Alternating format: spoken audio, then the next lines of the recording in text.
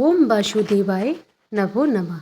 बृहस्पतिवार की व्रत कथा एवं आरती। भगवान बृहस्पति देव की पूजा अर्चना के लिए बृहस्पतिवार को व्रत करके बृहस्पतिवार की व्रत कथा को पढ़ने अथवा किसी दूसरे स्त्री पुरुष द्वारा सुनने की प्राचीन परंपरा है। बृहस्पतिवार का व्रत करने और व्रत कथा सुनने से स्त्री पुरुषों की सभी मनोकामनाएं पूरी होती हैं। इस व्रत से धन संपत्ति की प्राप्ति होती है, निसंतानों को पुत्र प्राप्ति होती है, परिवार में सुख शांति बनी रहती है, सभी आनंद पूर्वक रहते हैं। बृहस्पतिवार की व्रत कथा प्राचीन समय की बात है। भारत में एक राजा राज्य करता था। वह बड़ा प्रतापी तथा दानी था। वह नित्य प्रति मंदिर में भगवत दर्शन करने जाता था। वह ब्राह्मण और गुरु की सेवा किया करता था। उसके द्वारे से कोई भी याचक निराश होकर नहीं लौटता था। वह प्रत्येक गुरुवार को व्रत रखता एवं पूजन करता था। हर दिन गरीबों की सहायता करता था। परंतु यह सब बातें उसकी रानी को अच्छी नहीं लगती थी। वह ने तो व्रत करती और ने ही किसी को एक भी पैसा दान में देती थी। वह राजा से भी ऐसा करने को मना किया करती थी। एक समय की बात है कि राजा शिकार खेलने वन को चले गए। घर पर रानी और दासी थीं। उस समय गुरु बृहस्पति साधु का रूप धारण कर राजा के दरवाजे पर भिक्षा मांगने आए तो साधु ने रानी से भिक्षा मांगी तो वह कहने लगी, हे साधु महाराज, मैं इस दान और पुण्य से तंग आ गई हूँ। इस कार्य के लिए तो मेरे पति देव ही बहुत हैं। अब आप ऐसी कृपा करें कि सारा धन नष्ट हो जाए तथा मैं आराम से रह सकूं। साधु रूपी बृहस्पति देव ने कहा, हे देवी, तुम बड़ी विचित्र हो। संतान और धन से कोई दुखी नहीं होता है। इसको तो सभी चाहते हैं। पापी भी पुत्र और धन की इच्छा करता है। अगर तुम्हारे पास धन अधिक है तो भूखे मनुष्य को भोजन कराओ, प्याऊ लगवाओ, ब्राह्मणों को दान दो, धर्मशालाएं बनवाओ, कुआं तालाब बावड़ी बाग बगीचे आदि का निर्माण कराओ तथा निर्धनों की कुंवारी कन्याओं का विवाह कराओ, साथ ही यद्यपि करो। इस प्रकार के कर्मों से आपके कुल और आपका नाम परलोक में सार्थक होगा एवं स्वर्ग की प्राप्ति होगी। परंतु रानी साधु की इन बातों से खुश नहीं हुई। उसने कहा, हे साधु महाराज, मुझे ऐसे धन की आवश्यकता नहीं है जिसको मैं अन्य लोगों को दान दूं तथा जिसको रखने और संभालने में ही मेरा सारा समय नष्ट हो जाए। साधु ने कहा, हे देवी, यदि तुम्हारी ऐसी ही इच्छा है तो जैसे मैं तुम्हें बताता हूँ तुम वैसा ही करना। बृहस्पतिवार के दिन घर को गोबर से लीपना, अपने केसों को पीली मिट्टी से धोना, केसों को धोते समय स्नान करना, राजा से कहना वह हजामत करवाए, भोजन में मांस मदिरा खाना, कपड़ा धोबी के यहाँ धुलने देना। इस प्रकार 7 बृहस्पतिवार करने से तुम्हारा धन नष्ट हो जाएगा। यह कहकर साधु महाराज रूपी बृहस्पति देव अंतर्ध्यान हो गए। रानी ने साधु के कहने के अनुसार 7 बृहस्पतिवार तक वैसा ही करने का विचार किया। साधु के बताए अनुसार कार्य करते हुए केवल 3 बृहस्पतिवार ही बीते थे कि उसकी समस्त धन संपत्ति नष्ट हो गई। भोजन के लिए दोनों समय परिवार तरसने लगा तथा सांसारिक भोगों से दुखी रहने लगा।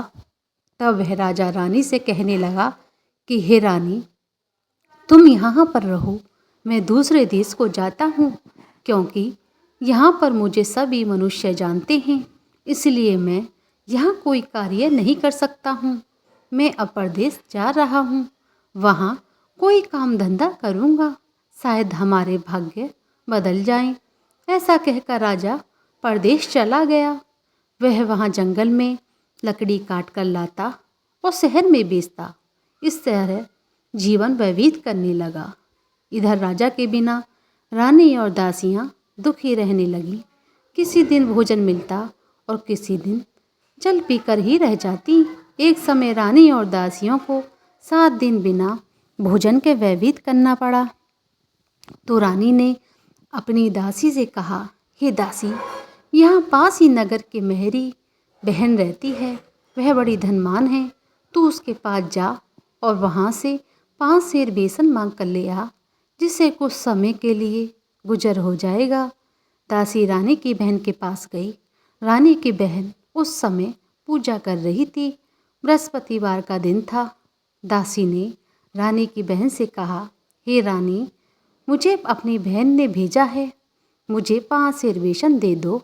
दासी ने यह बात अनेक बार कही, परंतु रानी की बहन ने कोई उत्तर नहीं दिया, क्योंकि वह उस समय बृहस्पतिवार की कथा सुन रही थी। जब दासी को रानी की बहन से कोई उत्तर नहीं मिला तो वह बहुत दुखी हुई। उसे क्रोध आया। वह लौटकर रानी से बोली, हे रानी जी, आपकी बहन तो बड़ी घमंडी है। वह तो छोटे लोगों से बात भी करना पसंद नहीं करती। मैंने उससे कहा, परंतु उसने कोई उत्तर नहीं दिया। मैं वापस चली आई। रानी बोली, हे दासी, इसमें उसका कोई दोष नहीं है। जब बुरे दिन आते हैं तब कोई विपत्ति में सहारा नहीं देता है। अच्छे बुरे का पता तो विपत्ति में ही लगता है। जो ईश्वर की इच्छा होगी वही होगा। यह सब हमारे भाग्य का दोष है। उधर रानी की बहन ने सोचा कि मेरी बहन दासी आई थी, परंतु मैं उसे कुछ नहीं बोली, इससे वह बहुत दुखी हुई होगी। अतः कथा सुन विष्णु भगवान का पूजन समाप्त कर वह अपनी बहन के घर आई और कहने लगी, हे बहन, मैं बृहस्पतिवार का व्रत कर रही थी। तुम्हारी दासी हमारे घर गई थी, परंतु जब तक कथा होती है तब तक हम लोग ने उठते हैं और नहीं बोलते हैं, इसलिए मैं उससे कुछ नहीं बोली। कहो दासी क्यों गई थी? रानी बोली, बहन, हमारे घर पर अनाज नहीं था। वैसे तुमसे कोई बात छिपी नहीं है, इसी कारण मैंने दासी को तुम्हारे पास 5 सेर बेसन लेने के लिए भेजा था। रानी की बहन बोली, बहन देखो, बृहस्पति भगवान सबकी मनोकामनाओं को पूर्ण करते हैं। देखो, शायद तुम्हारे घर में अनाज रखा हो। यह सुनकर दासी घर के अंदर गई तो वहाँ उसे एक घड़ा बेसन का भरा मिला। उसे बड़ी हैरानी हुई, क्योंकि उसने एक एक बर्तन देख लिया था। उसने बाहर आकर रानी को बताया। दासी अपनी रानी से कहने लगी, हे रानी जी, देखो, वैसे हमको जब अन्न नहीं मिलता था तो हम रोज ही व्रत करते थे। अगर इनसे व्रत की विधि और कथा पूछ ली जाए तो उसे हम भी क्या करेंगे। दासी के कहने पर रानी ने अपनी बहन से बृहस्पतिवार व्रत के बारे में पूछा। उसकी बहन ने बताया, हे रानी बहन, बृहस्पतिवार को सूर्योदय से पूर्व उठकर स्नान करके बृहस्पतिवार का व्रत करना चाहिए, लेकिन उस दिन सिर नहीं धोना चाहिए। बृहस्पतिवार के व्रत में चने की दाल और मुनक्का से विष्णु भगवान का केले के वृक्ष की निजड़ में पूजन करें तथा दीपक जलाएं। उस दिन एक ही समय भोजन करें। भोजन पीले खाद्य पदार्थ का करें तथा कथा सुने। इस प्रकार के करने से गुरु भगवान प्रसन्न होते हैं, अन्न पुत्र धन देते हैं, मनोकामनाओं को पूर्ण करते हैं। व्रत और पूजन की विधि बताकर रानी की बहन अपने घर लौट गई। रानी और दासी दोनों ने निश्चय किया कि बृहस्पति देव भगवान का पूजन जरूर करेंगे। 7 दिन बाद जब बृहस्पतिवार आया तो उन्होंने व्रत रखा। गुड़साल में जाकर चना और गुड़ बीन लाई तथा उसकी दाल से केले की जड़ तथा विष्णु भगवान का पूजन किया। अब भोजन पीला कहाँ से आए? दोनों बड़ी दुखी हुई, परंतु उन्होंने व्रत किया था, इसी कारण बृहस्पति देव भगवान प्रसन्न थे। एक साधारण व्यक्ति के रूप में वे 2 थालों में सुंदर सुंदर पीला भोजन लेकर आए। दासी को देकर बोले, हे दासी, यह भोजन तुम्हारे और रानी जी के लिए है, तुम दोनों भोजन करना। दासी भोजन पाकर बड़ी प्रसन्न हुई और रानी से बोली, रानी जी, भोजन कर लो। रानी को भोजन आने के बारे में कुछ पता नहीं था, इसलिए वह दासी से कुछ नहीं बोली। जा, तू ही भोजन कर, क्यों तू हमारी व्रत में हंसी उड़ाती है। दासी बोली, एक व्यक्ति भोजन दे गया है। रानी कहने लगी, वह भोजन तेरे लिए दे गया है, तू ही भोजन कर। दासी ने कहा, वह व्यक्ति हम दोनों के लिए 2 थालों में भोजन दे गया है, इसलिए मैं और आप दोनों ही साथ साथ भोजन करेंगे। दोनों ने गुरु भगवान को नमस्कार कर भोजन शुरू कर दिया।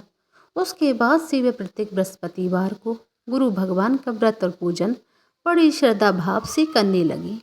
बृहस्पति भगवान की कृपा से उनके पास धन हो गया, परंतु रानी फिर पहले की तरह आलस्य करने लगी। तब दासी बोली, देखो रानी, तुम पहले भी इस प्रकार आलस्य करती थी, तुम्हें धन रखने में कष्ट होता था, इस कारण सभी धन नष्ट हो गया है। अब गुरु भगवान की कृपा से धन मिला है तो फिर तुम आलस्य होता है। बड़ी मुसीबतों के बाद हमने ये धन पाया है, इसलिए हमें दान और पुण्य करना चाहिए।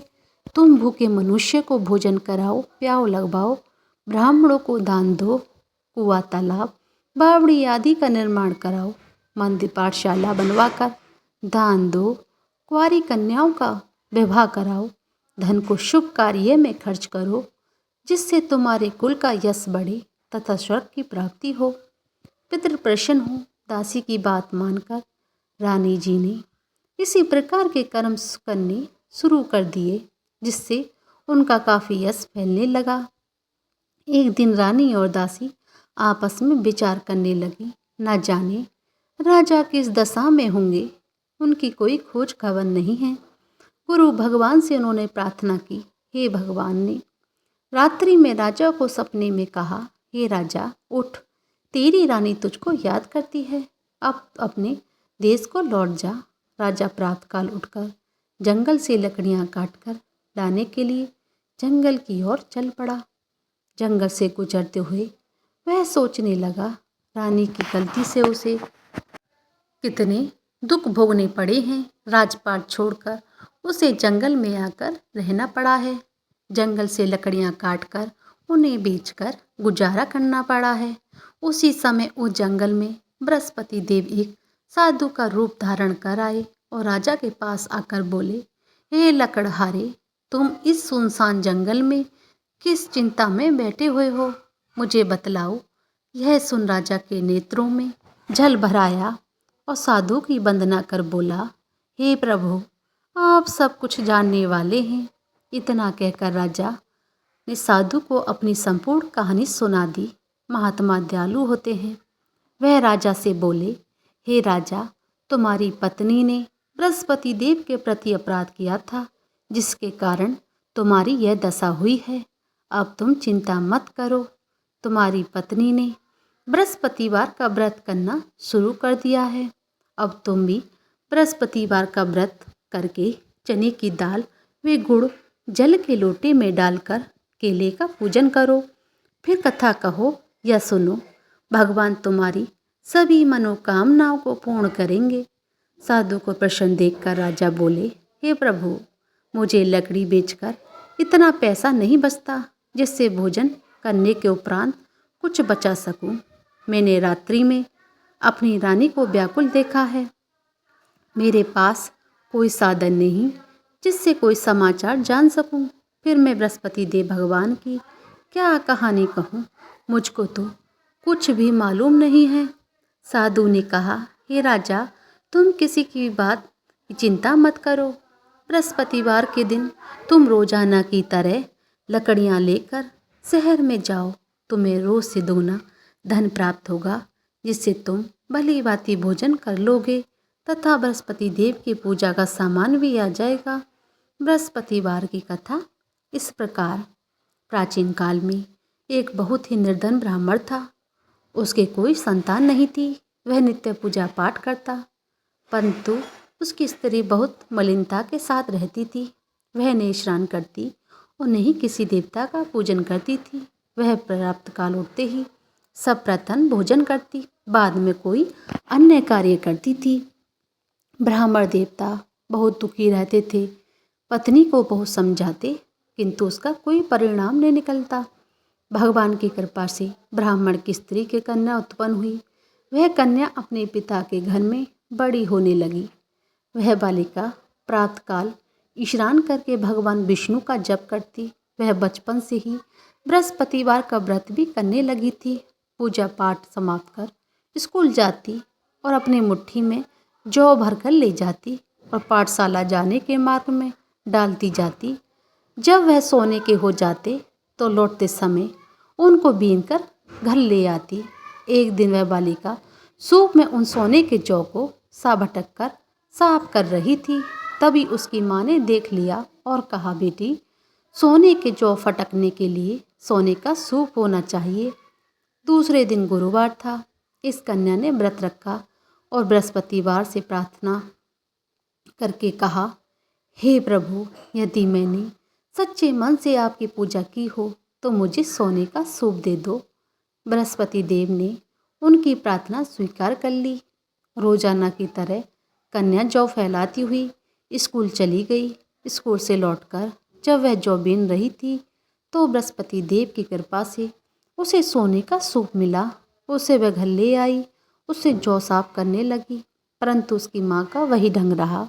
एक दिन की बात है, वह कन्या सोने के सूप में जौ साफ कर रही थी। उस समय उस नगर का राजकुमार वहाँ से होकर निकला। इस कन्या के रूप और सोने के सूप में जौ को साफ करते हुए देखकर वह उस कन्या पर मोहित हो गया। राजमहल आकर वह भोजन तथा जल त्याग कर उदास होकर लेट गया। राजा को जब राजकुमार द्वारा अन्न जल त्यागने का समाचार ज्ञात हुआ तो अपने मंत्रियों के साथ वह अपने पुत्र के पास आए और बोले, हे बेटा, तुम्हें किसी बात का दुख है या कष्ट है? किसी ने अपमान किया है अथवा कोई भी कारण हो तो मुझे बतलाओ, मैं वही करूँगा जिससे तुम्हें प्रशंसा होगी। राजकुमार ने अपने पिता की बातें सुनी तो वह बोला, मुझे आपकी कृपा से किसी बात का दुख नहीं है, नहीं मेरा किसी ने अपमान किया है, परंतु मैं उस लड़की के साथ विवाह करना चाहता हूँ जो सोने के सूप में जौ साफ कर रही थी। यह सुन राजा आश्चर्य में पड़ गया और बोला, हे बेटा, इस तरह की कन्या का पता तुम ही लगाओ, मैं उसके साथ विवाह अवश्य करवा दूंगा। राजकुमार के ने राजा को उस लड़की के घर का पता बतलाया। मंत्री उस लड़की के घर गए और राजा का आदेश ब्राह्मण को सुनाया। कुछ ही दिन बाद ब्राह्मण की कन्या का विवाह राजकुमार के साथ संपन्न हो गया। कन्या के घर से जाते ही उस ब्राह्मण देवता के घर में पहले की भांति गरीबी का निवास हो गया। अब भोजन के लिए अन्न बड़ी मुश्किल से मिलता था। एक दिन दुखी होकर ब्राह्मण अपनी पुत्री से मिलने गए। बेटी ने पिता की दुखी अवस्था को देखा और अपनी माँ का समाचार पूछा। ब्राह्मण ने सभी हाल कह सुनाया। कन्या ने बहुत सारा धन देकर अपने पिता को विदा कर दिया। इस तरह ब्राह्मण का कुछ समय सुखपूर्वक व्यतीत हुआ, लेकिन कुछ सब दिन बाद वही हाल हो गया। ब्राह्मण फिर अपनी कन्या के यहाँ गए और सभी हाल कह सुनाया। पुत्री बोली, हे पिताजी, आप माताजी को यहाँ लिवा लाओ, मैं उन्हें विधि बता दूंगी जिससे गरीबी दूर हो जाएगी। ब्राह्मण देवता अपनी स्त्री को साथ लेकर अपनी पुत्री के पास राजमहल पहुँचे तो पुत्री अपने माँ को समझाने लगी, हे माँ, तुम प्रातः काल उठकर सर्वप्रथम स्नान करके विष्णु भगवान का पूजन करो, सभी दरिद्रता दूर हो जाएगी। परंतु उसकी माँ ने एक बात नहीं मानी। वह प्रातःकाल उठकर अपनी पुत्री का बचा झूठन खा लेती थी। एक दिन उसकी पुत्री को बहुत गुस्सा आ गया। उसने एक रात एक कोठरी से सारा सामान निकाल दिया और अपनी माँ को उसमें बंद कर दिया। प्रातःकाल उसमें से उसे निकाला, स्नान करा के पूजा पाठ करवाया तो उसकी माँ की बुद्धि ठीक हो गई। इसके बाद वह नियम से पूजा पाठ करने लगी। वह प्रत्येक बृहस्पतिवार को व्रत रखने लगी। यह व्रत के प्रभाव से उसकी माँ की बहुत धनवान हो गई और बृहस्पति देवता के प्रभाव से स्वर्ग हो गई। वह ब्राह्मण भी सुखपूर्वक इस लोक को सुख भोग कर स्वर्ग को प्राप्त हुए। इस तरह कहानी कहकर साधु देवता वहाँ से लोप हो गए। धीरे धीरे समय व्यतीत होने पर फिर बृहस्पतिवार का दिन आया। राजा जंगल से लकड़ी काटकर किसी शहर में बेचने गया। उसे उस दिन और दिनों से अधिक धन मिला। राजा ने चना और गुड़ आदि लाकर बृहस्पतिवार का व्रत किया। उस दिन से उसके सभी कलेश दूर हो गए। परंतु जब अगला गुरुवार का दिन आया तो वह बृहस्पतिवार का व्रत करना भूल गया। इसी कारण बृहस्पति भगवान नाराज हो गए। उस दिन उस नगर के राजा ने विशाल यज्ञ का आयोजन किया तथा अपने समस्त राज्य में घोषणा करवा दी कि राज्य में कोई भी मनुष्य अपने घर में भोजन न बनाए तथा आग भी न जलाए। समस्त जनता मेरे यहाँ भोजन करने आवे। इस आज्ञा को जो नहीं मानेगा उसको फांसी की सजा दी जाएगी। राजा के आज्ञा अनुसार राज्य के सभी वासी राजा के भोज में सम्मिलित हुए, लेकिन लकड़हारा कुछ देर से पहुंचा, इसीलिए राजा उसको अपने साथ महल में ले गए। जब राजा लकड़हारे को भोजन करा रहे थे तो रानी की दृष्टि उस खूंटी पर पड़ी जिस पर उसका हार लटका हुआ था। उसे हार खूंटी पर लटका नहीं दिखाई दिया तो रानी को निश्चय हो गया कि मेरा हार उस लकड़हारे ने चुरा लिया है। उसी समय सैनिक बुलवाकर उसको जेल में डलवा दिया। जब लकड़हारा जेल खाने में गया तो बहुत दुखी होकर विचार करने लगा, ना जाने कौन से पूर्व जन्म के कर्म से मुझे यह सब दुख प्राप्त हुआ है। और उसी साधु को याद करने लगा जो जंगल में मिला था। तत्काल बृहस्पति देव साधु के रूप में प्रकट हो गए और उसकी दशा को देखकर कहने लगे, अरे मूर्ख, तूने बृहस्पति देवता की कथा नहीं सुनी, इसी कारण तुझको दुख प्राप्त हुआ है। अब तू चिंता मत कर। बृहस्पतिवार के दिन जेल खाने के दरवाजे पर 4 पैसे पड़े मिलेंगे। उनसे तू बृहस्पति देव की पूजा करना तो तेरे सभी कष्ट दूर हो जाएंगे। अगले बृहस्पतिवार उस जेल के द्वारे पर 4 पैसे मिले। राजा ने पूजा का सामान मंगवाकर कथा कही और प्रसाद बांटा। उसी रात्रि को बृहस्पति देव ने उस नगर के राजा को सपने में कहा, हे राजा, तूने जिस आदमी को जेल खाने में बंद कर दिया है वह निर्दोष है, वह राजा है, उसे छोड़ देना। रानी का हार उसी खूंटी पर लटका हुआ है। अगर तू ऐसा नहीं करेगा तो मैं तेरे राज्य को नष्ट कर दूंगा। राजा प्रातःकाल उठा और खूंटी पर हार टंगा देखकर लकड़हारे को बुलवाकर क्षमा मांगी तथा राजा के योग्य सुंदर वस्त्र आभूषण भेंट कर उसे विदा कर दिया। गुरुदेव के आज्ञानुसार राजा अपने नगर को चल दिया। राजा जब नगर के निकट पहुंचा तो उसे बड़ा ही आश्चर्य हुआ कि नगर में पहले से अधिक बाग, तालाब, कुएं तथा बहुत सारी धर्मशालाएं, मंदिर आदि बने हुए थे। राजा ने पूछा, यह सब किसके बाग और धर्मशालाएं हैं? तब नगर के सभी वासी कहने लगे, यह सब रानी और दासी द्वारा बनवाए गए हैं। राजा को आश्चर्य हुआ, गुस्सा भी आया। जब रानी ने खबर सुनी राजा आ रहे हैं तो उसने अपनी दासी से कहा, हे दासी, देख, राजा हमको कितनी बुरी हालत में छोड़ गए थे। वह हमारी ऐसी हालत देखकर लौट नहीं जाएं, इसलिए तू दरवाजे पर खड़ी हो जा। रानी के आज्ञानुसार दासी दरवाजे पर खड़ी हो गई। जब राजा आए तो उन्हें अपने साथ महल में लिवा लाई। तब राजा ने क्रोध करके अपनी तलवार निकाली और पूछने लगा, बताओ, ये धन तुम्हें कैसे प्राप्त हुआ है? तब रानी ने बताया, हमें यह सब धन बृहस्पति देव के व्रत के प्रभाव से प्राप्त हुआ है। राजा ने तभी निश्चय किया कि 7 रोज बाद तो सभी बृहस्पति देव का पूजन करते हैं, परंतु मैं रोजाना दिन में 3 बार कथा कहा करूँगा तथा रोज व्रत किया करूँगा। अब हर समय राजा के दुपट्टे में चने की दाल बंधी रहती तथा दिन में 3 बार कथा कहता। एक रोज राजा ने विचार किया, चलो अपनी बहन के यहाँ हो आवे। इस तरह का निश्चय कर राजा घोड़े पर सवार हो गया, अपनी बहन के यहाँ चल दिया। मार्ग में उसने देखा कुछ आदमी एक मुर्दे को लिए जा रहे हैं। उन्हें रोककर राजा कहने लगा, अरे भैयाओ, मेरी बृहस्पतिवार की कथा सुन लो। वे बोले, लो, हमारा तो आदमी मर गया है, इसको अपनी कथा की पड़ी है। परंतु कुछ आदमी बोले, अच्छा भाई कहो, हम तुम्हारी कथा सुनेंगे। राजा ने दाल निकाल ली, कथा कहनी शुरू कर दी। जब कथा आधी हुई तो मुर्दा हिलने लगा।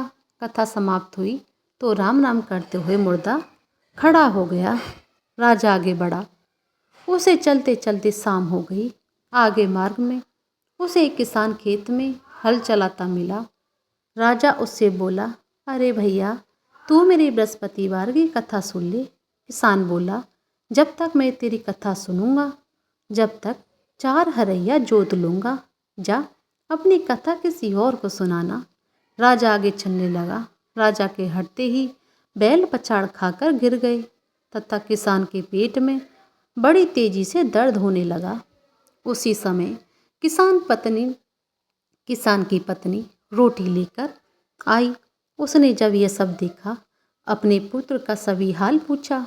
बेटे ने सभी हाल बता दिया। बुढ़िया दौड़ी दौड़ी उस घुड़सवार के पास पहुंच गई।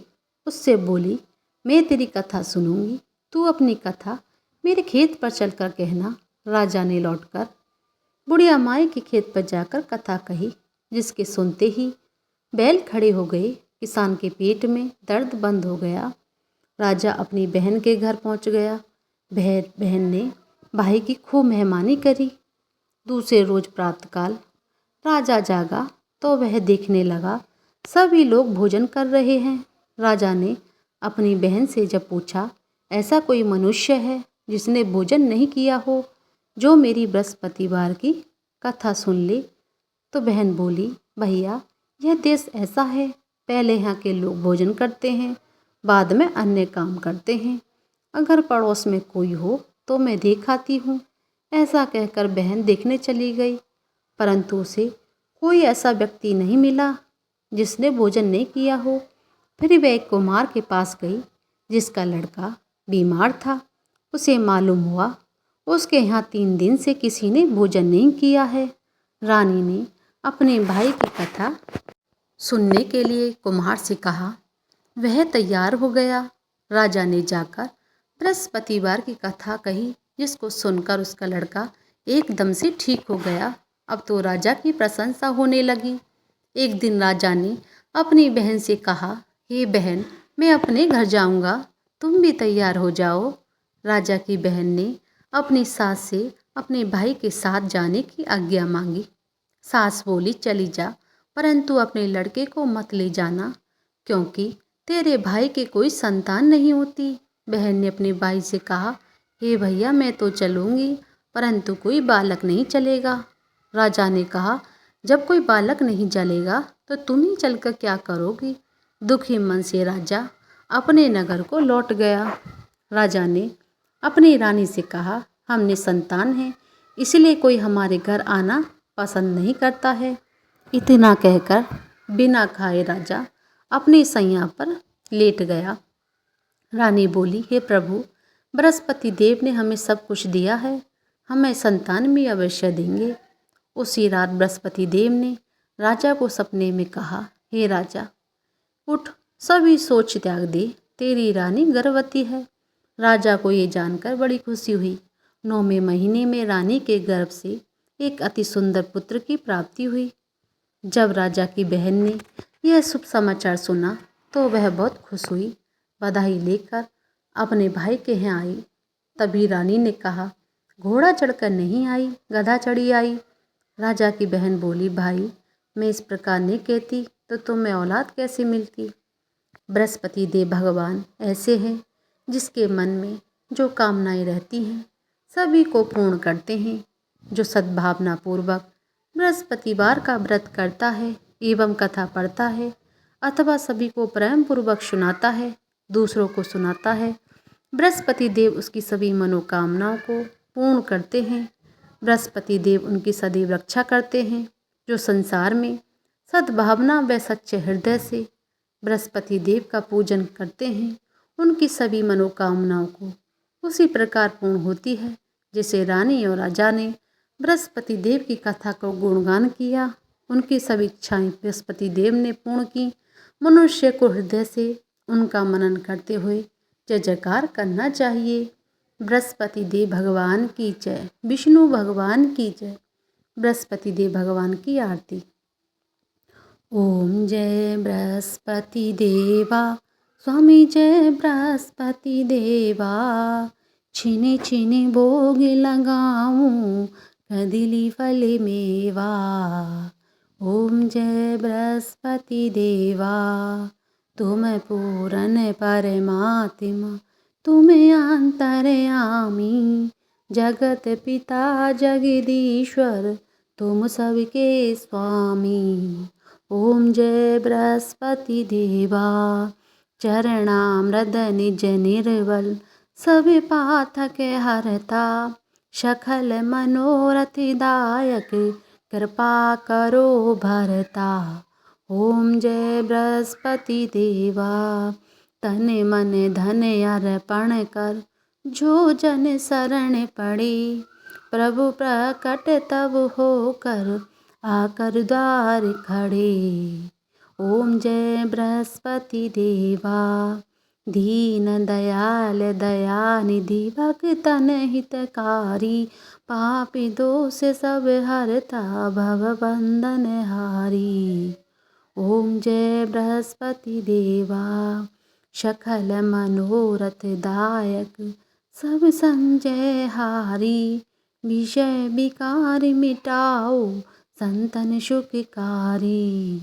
ओम जय बृहस्पति देवा, जो कोई आरती तेरी प्रेम सहित गावे। जेठानंद आनंद कर, सो निश्चय पावे। ओम जय बृहस्पति देवा, बृहस्पति देव भगवान की जय। विष्णु भगवान की जय। ओम वासुदेवाय नमो नमः।